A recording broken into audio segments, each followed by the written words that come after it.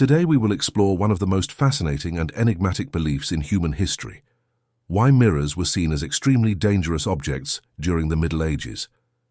Before continuing with the video, remember to subscribe to the channel for more documentary narratives like this one. There is something disturbingly familiar about the surface of a mirror, a silent presence that returns to the gaze exactly what the gaze offers, and for that very reason, never seems completely harmless. There is something there that goes beyond the physical reflection, beyond the mere reversal of light. Something that human beings across different cultures and eras have felt deeply and almost instinctively, as if the reflection were a promise that is never fully kept, a window that never entirely opens. And it was precisely this sensation, this fundamental strangeness in the face of one's own duplicated image, that shaped centuries of fear, reverence, and superstition surrounding an object that, to us today, seems absolutely commonplace. But one must return to a time when nothing was commonplace, a time when the world was governed by invisible forces, where the boundary between the sacred and the profane was as thin as the surface of a puddle under moonlight, where every encounter with the inexplicable was an opportunity for contact with the divine or the demonic. We are in the Middle Ages, a period spanning approximately from the 5th to the 15th century, an era of cathedrals and bonfires, of absolute faith and equally absolute fear, of venerated saints and demons feared with equal intensity. In this context, mirrors were not just objects, they were portals, they were threats, they were enigmas that the church, philosophers, and common folk tried to decipher, each in their own way, each with their own tools for understanding the world. And over 10 centuries, every attempt to decode this enigma added a new layer of meaning and fear to an object whose nature seemed to refuse any reassuring explanation. To understand why the mirror aroused such medieval dread, it is first necessary to understand what a mirror actually was during that period. The flat, crystalline surface we know today, capable of returning a faithful and immediate image with almost photographic precision, simply did not exist. The process of manufacturing glass mirrors with a metallic layer on the back, as we know them modernly, would only be perfected much later, and even then remained for centuries an expensive, imperfect technique accessible only to a few. During most of the Middle Ages, mirrors were made of metals polished with patience and artisanal skill: bronze, tin, copper, and, for the most privileged, silver. This polishing work required time and dexterity, and the result was never completely satisfactory. Metallic surfaces produced distorted, murky, smoky reflections.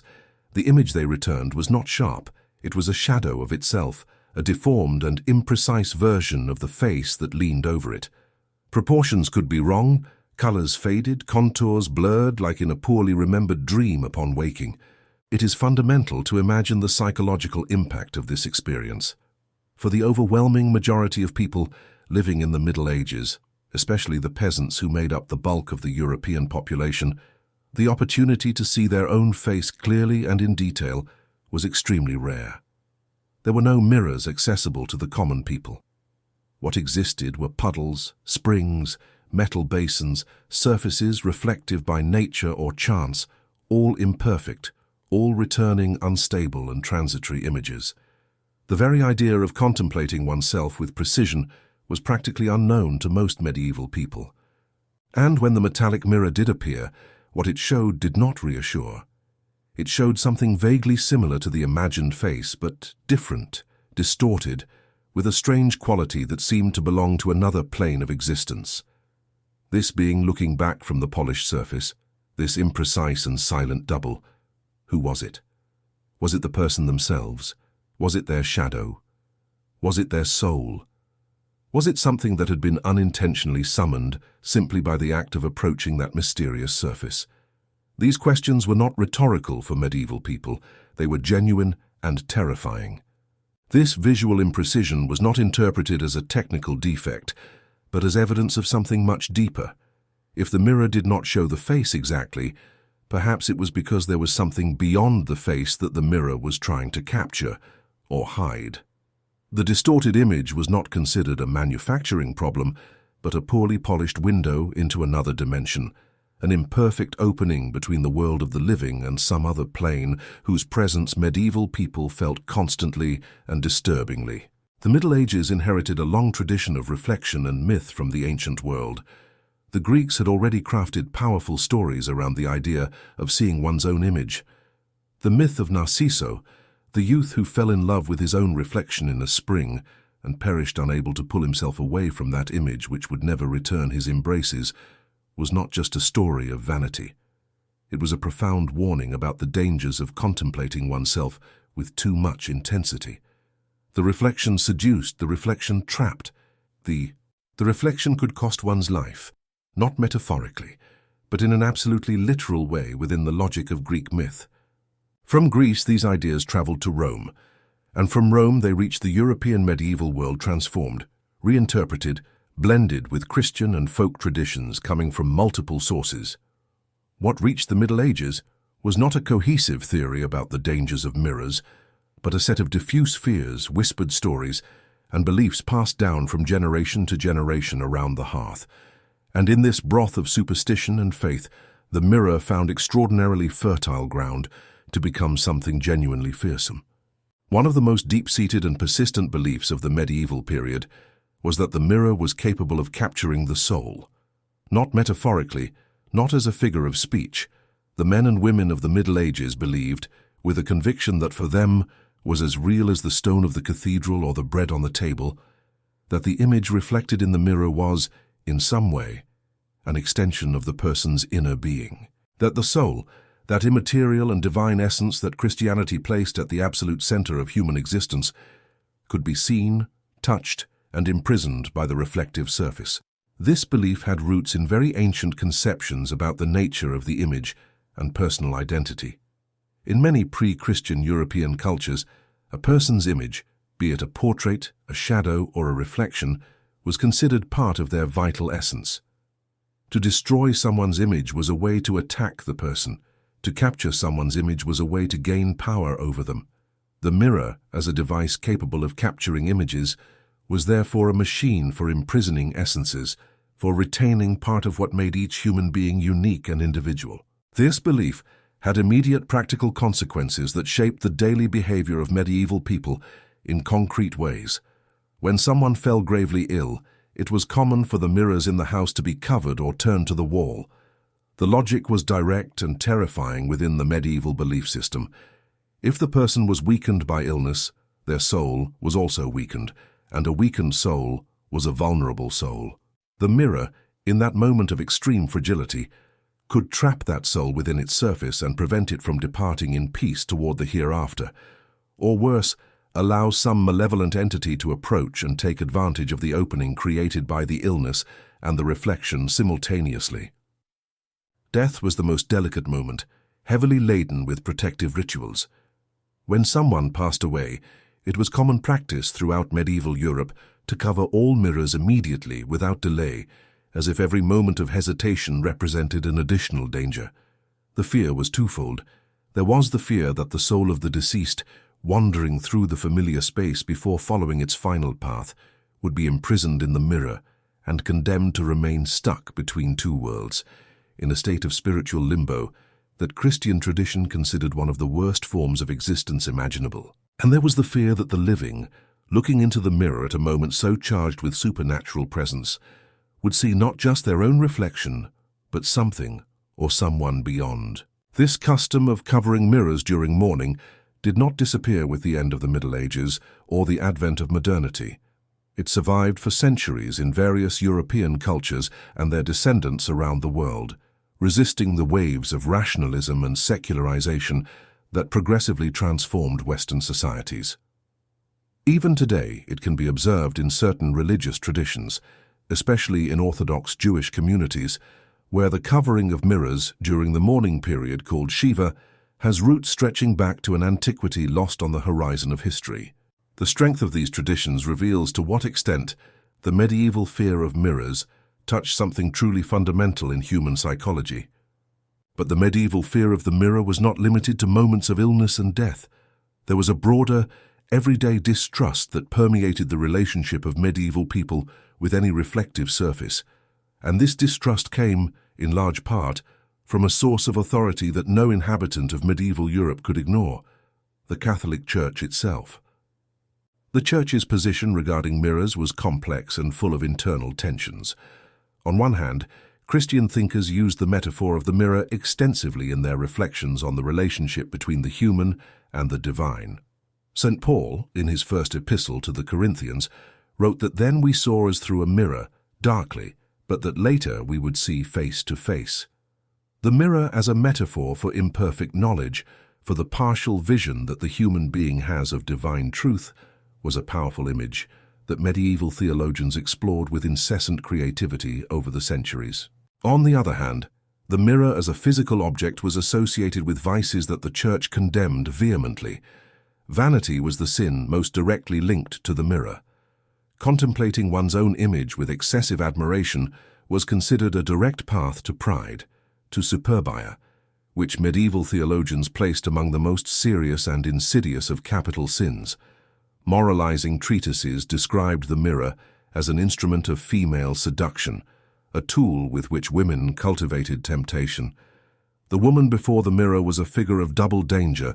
She sinned and induced others to sin simultaneously. There was an entire medieval iconography of the devil, presenting mirrors to vain women, promising them eternal beauty in exchange for their immortal soul. The image of the mirror as a diabolical gift was a constant in religious art and moral literature of the period. Painted panels, manuscript illuminations, sculptures on cathedral portals. In all these media, the mirror appeared as an attribute of personified sin, always associated with the threat of spiritual corruption and eternal damnation. This link between the mirror and the diabolical was not merely allegorical. In medieval folk beliefs, the reflective surface was considered a membrane between this world and the spirit world, functioning in both directions. Not only could the souls of the dead be imprisoned in the mirror, malignant entities could emerge from it. Stories of apparitions on polished surfaces circulated throughout medieval Europe in abundance and were believed with total conviction. Accounts of figures observed behind one's own reflection, faces that were not one's own, expressions that did not correspond to the movements of one's own face. These visions were interpreted not as products of the imagination, but as genuine encounters with the supernatural. The explanation for these visions was linked to medieval theories of perception. For medieval thinkers, the act of seeing was not passive. There were theories, inherited from Greek philosophy and adapted by medieval scholasticism, that described vision as the emission of rays by the eyes, rays that touched objects and thus perceived them. Under this view, looking into a mirror was establishing active contact with the dimension the mirror inhabited. It was sending something of oneself into the reflective surface, and if that dimension was inhabited by malignant entities, this contact could have terrible consequences for the person looking. It is in this context that one of the most fascinating and disturbing practices associated with mirrors in the Middle Ages emerges: catoptromancy, the art of reading the future and revealing hidden truths through reflective surfaces. The word comes from the Greek katoptron, mirror, and mantis, diviner. Catoptromancy was practiced in various forms throughout the medieval period, varying from region to region, but maintaining a common core of practices and beliefs recognizable across the continent. Practitioners of catoptromancy used polished metal mirrors, basins of water, translucent stones, and other reflective surfaces to induce states of altered vision. The practitioner would enter a state of intense concentration, often preceded by rituals including periods of fasting and specific prayers, and would then lean over the surface awaiting visions. These visions could take different forms: images of future events, faces of absent or deceased persons, answers to questions formulated before the ritual by people desperate in the face of illness, loss, or uncertainty. For the Church, catoptromancy was unequivocally a pact with the devil. Practitioners, when discovered by ecclesiastical authorities, faced public penance, excommunication, and trial for heresy. The persecution of practitioners was a constant throughout the medieval period and for centuries beyond. But prohibition did not eliminate the practice. On the contrary, it granted the divining mirror an even more powerful and clandestine aura, making it not only dangerous but irresistible precisely because it was forbidden. As we move through the 12th century and into the 13th, the mirror begins to appear in another context, charged with meaning. Alchemy.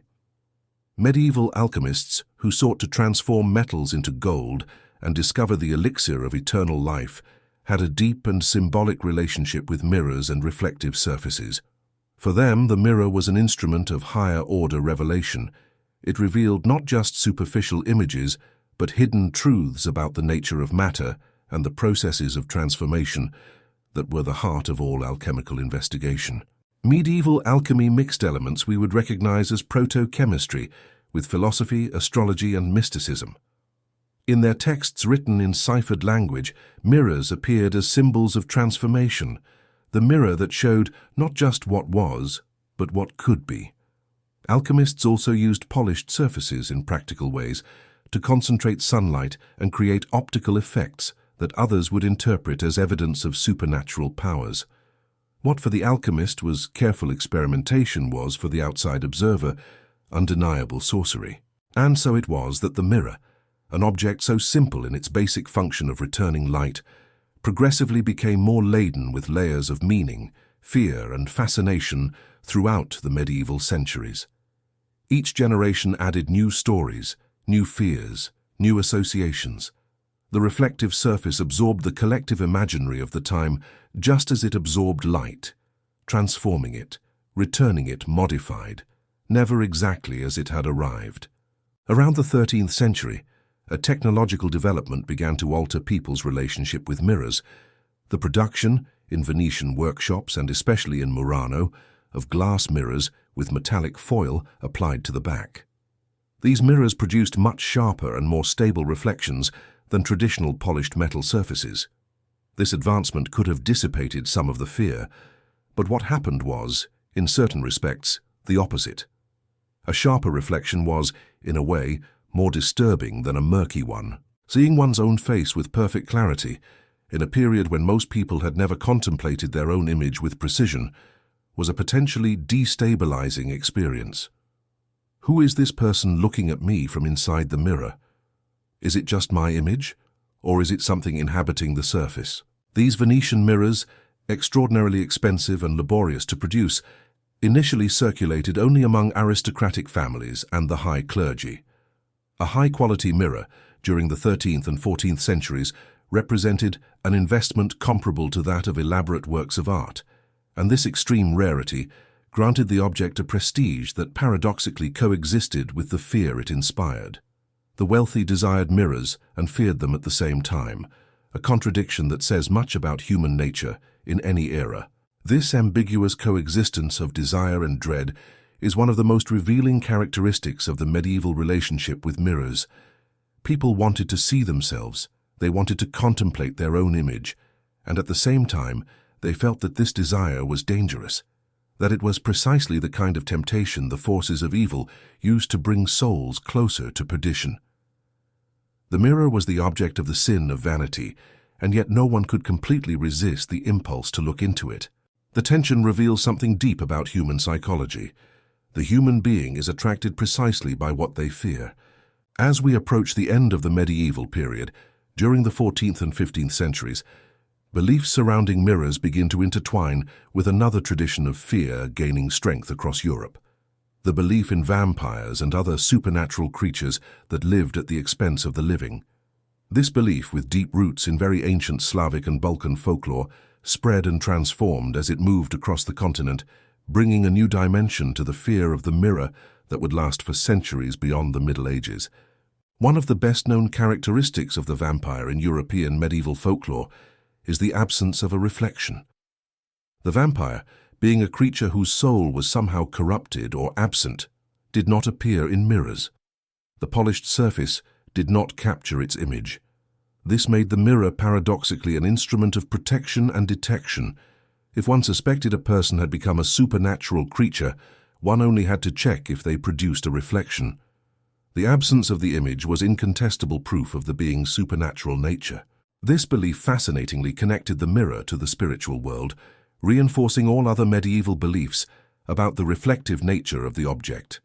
If the mirror showed the soul, and the vampire had no soul, or had a damned soul, then it was natural that the mirror could not show it.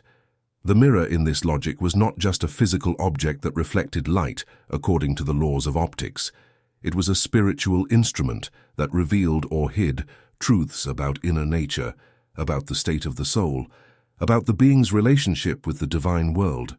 And here we reach a central point of the medieval relationship with mirrors, the persistent confusion between what the mirror showed and what the mirror hid.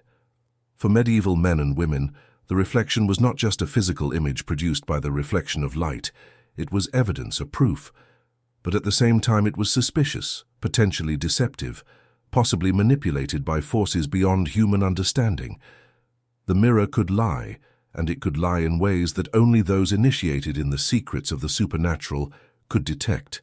This distrust found a foundation in philosophical and theological traditions that questioned the reliability of the senses. Medieval scholasticism, heir to ancient Platonism, taught that the physical world was an imperfect shadow of true reality, which existed on a higher spiritual plane. To see with the eyes was to see shadows. And if ordinary vision was by definition imperfect, what could be said of vision mediated by a mirror, adding yet another layer of distance and distortion between the observer and the truth?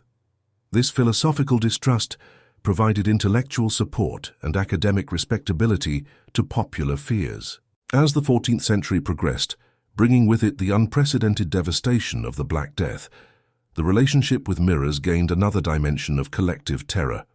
The epidemic that swept through Europe between 1347 and 1351, claiming between a third and a half of the continent's population, created a state of anxiety that intensified all pre-existing superstitions.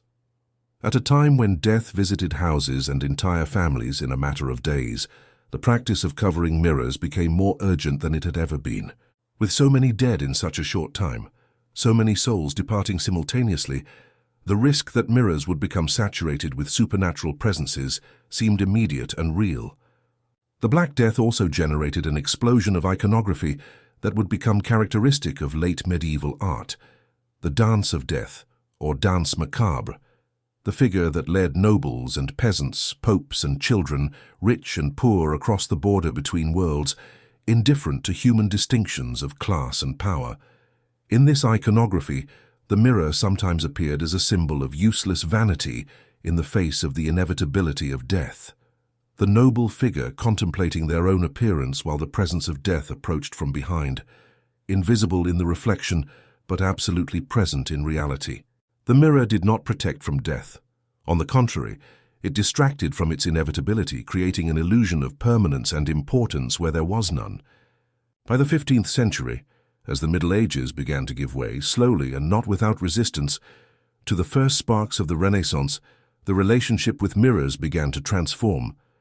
But this transformation was neither sudden nor complete. Medieval beliefs about mirrors did not disappear with the arrival of humanism. They were reinterpreted, softened, sometimes incorporated into the new cultural context without fundamental questioning. The Renaissance brought a renewed fascination with human individuality and physical appearance. The art of portraiture flourished, and artists began to study anatomy and perspective with a rigor that produced works of precision hitherto unknown. The mirror became an essential tool in this process. Jan van Eyck, the Flemish painter who lived between the late 14th and early 15th centuries, included in his work the Arnolfini portrait, a small convex mirror in the background of the scene, in which it is possible to see the reflection of the entire room and possibly the figures of the painter himself and a companion. Van Eyck's use of the mirror is simultaneously a sophisticated pictorial device and a symbol of witnessing, the mirror that sees all and cannot lie about what happened before its surface. And yet, even in the nascent Renaissance, medieval beliefs about the mirror's ability to capture souls, to serve as portals to other dimensions, and to concentrate supernatural energies remained alive with surprising stubbornness in the European popular imaginary. The cultural change the Renaissance represented was real, but limited in certain aspects to the more literate and urban layers of society. For the majority of the European population, still rural, Still inhabiting a world where the boundaries between the natural and the supernatural were porous, mirrors continued to be objects of caution and fear. The superstition that breaking a mirror brings 7 years of bad luck has roots dating back to this transitional period, combining medieval elements with much older ideas from Roman tradition. The Romans believed that life renewed itself in 7-year cycles, and that causing damage to one's own image, represented in the mirror, could harm this natural cycle of renewal. In the Middle Ages, this Roman belief merged with the fear that the soul imprisoned in the mirror would be released in a violent and chaotic way by the breaking, causing a spiritual imbalance that would take a full cycle, 7 years, to resolve and stabilize. This superstition is perhaps the most visible and widely recognized legacy of the medieval fear of mirrors. 7 years of bad luck for a broken mirror. How many people, even today in the 21st century, feel a pang of discomfort upon accidentally breaking a mirror? Even without formally believing in the superstition, even knowing there is no real connection between broken glass and future misfortune, the moment of involuntary pause occurs. This echo of an ancestral fear, resonating from some deep and pre-rational place, is a direct thread linking us to the beliefs of men and women who lived 6, 7, 8 centuries ago. But the medieval legacy of mirrors goes far beyond this specific superstition. It is present in the custom of covering mirrors during mourning, in the stories of vampires and reflectionless creatures that still populate popular imaginary and contemporary cinema, in the image of the magic mirror of fairy tales that answers questions with implacable honesty and cannot lie. It is in the everyday metaphor of looking at oneself in the mirror as a gesture of recognizing a truth about oneself, of facing something one would prefer not to see. All these cultural uses of the mirror have deep and identifiable roots in the medieval period, in a time when the reflective surface was genuinely seen as a window to another world, as an instrument of spiritual power and equally real danger. The Middle Ages bequeath to us a complex, ambivalent, and extraordinarily rich relationship, layered with meaning involving an object that remains present in our lives in the most apparently banal way possible. It is tempting, from our contemporary perspective, to smile at medieval fears regarding mirrors, seeing them as the product of scientific ignorance and primitive superstition. But this temptation must be resisted, because it prevents us from understanding something truly important about the human condition. Medieval men and women were no less intelligent than we are. They simply inhabited a different system of beliefs, a world where the available categories of explanation included the supernatural as naturally as we include neuroscience. Within that system, the fear of the mirror was perfectly rational, the logical conclusion of premises they held to be absolutely true. And perhaps there is something deeper still in this fear, something that transcends historical context and touches a genuinely universal question. The mirror confronts each of us with a question that remains without a definitive and completely satisfactory answer. Who is this person looking back at me? Is the reflection me?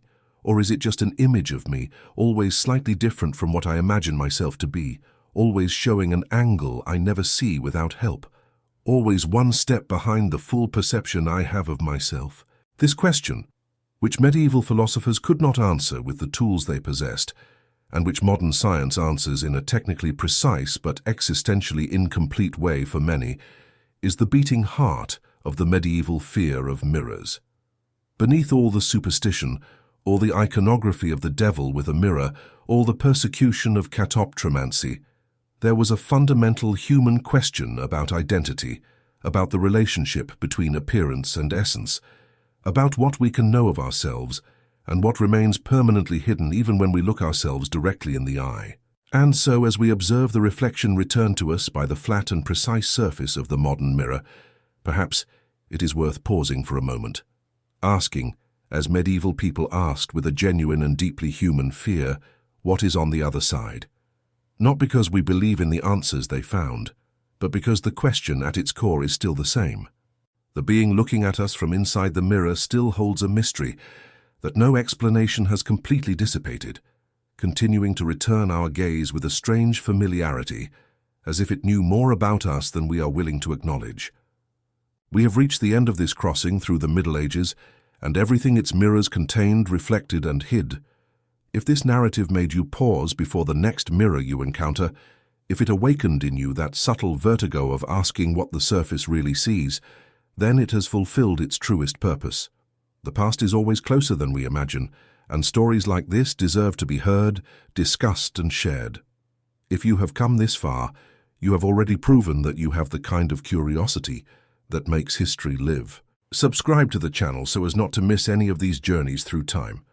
Like the video, so that more people can embark on this journey with us, and tell us in the comments, before which mystery of the past would you like to look at yourself in the mirror?